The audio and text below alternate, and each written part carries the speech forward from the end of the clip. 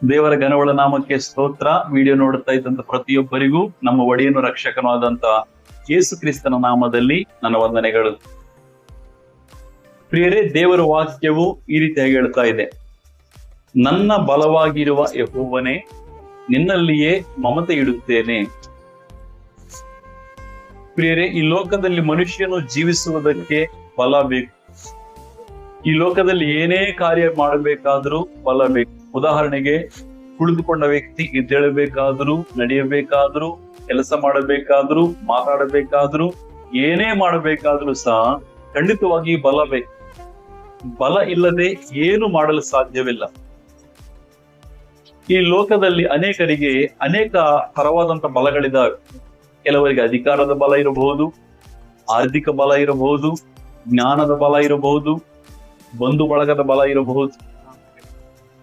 ಕೆಲವರು ಹೇಳ್ತಾರೆ, ನಮ್ಗೆ ಯಾವ ಬಲನೂ ಇಲ್ಲ, ಯಾವ ಸಪೋರ್ಟು ಇಲ್ಲ.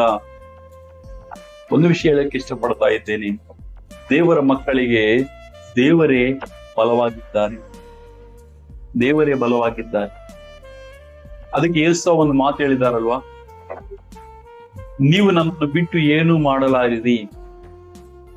ಆತನಿಲ್ಲಂದ್ರೆ ಬಲ ಇಲ್ಲ, ಬಲ ಇಲ್ಲಂದ್ರೆ ನಾವೇನು ಮಾಡಲಿಕ್ಕೆ ಸಾಧ್ಯವಿಲ್ಲ.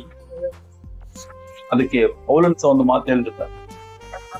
ಪೌಲನು ಅದ್ಭುತವಾದಂತ ಸೇವೆ ಮಾಡಿ, ಅನೇಕರಿಗೆ ಸ್ವಾರ್ಥ ಸಾರಿ, ಅನೇಕರನ್ನು ನಾಯಕರನ್ನಾಗಿ ಮಾಡಿ, ಅನೇಕ ಸಭೆಗಳನ್ನು ಕಟ್ಟಿ, ಇಷ್ಟೆಲ್ಲ ಉನ್ನತವಾದ ಸೇವೆ ಮಾಡಿದ ನಂತರ ಪೌಲನಿರುವಂತ ಮಾತೇನೆಂದರೆ, ನನ್ನನ್ನು ಬಲಪಡಿಸುವ ಆತನಲ್ಲಿದ್ದುಕೊಂಡು ಎಲ್ಲದಕ್ಕೂ ಶಕ್ತನಾಗಿದ್ದೇನೆ. ಇಷ್ಟೆಲ್ಲ ಮಾಡಿದ್ದೇನೆ, ಕಾರಣ ಯಾರು ಅಂದ್ರೆ ನನ್ನನ್ನು ಬಲಪಡಿಸುವ ದೇವರಲ್ಲಿ ನಾನಿದ್ದದ್ದೇ ಇದಕ್ಕೆ ಕಾರಣ. ಇವತ್ತು ನನ್ನ ಬಲವಾಗಿರುವ ಯೆಹೋವನೇ. ಇವತ್ತು ನಮ್ಮ ಬಲ ಯಾರಂದ್ರೆ ದೇವರು. ದೇವರಿಗೋಸ್ಕರ ನಾವು ಎದುರು ನೋಡುವಾಗ, ದೇವರ ಸಹಾಯಕ್ಕೋಸ್ಕರ ನೋಡುವಾಗ, ಆತನ ಅದ್ಭುತ ಹಸ್ತವು ನಮಗಾಗಿ ಚಾಚಿ ನಮ್ಮನ್ನು ಬಲಪಡಿಸಿ ನಡೆಸುವಂತವರಾಗಿರುತ್ತಾರೆ.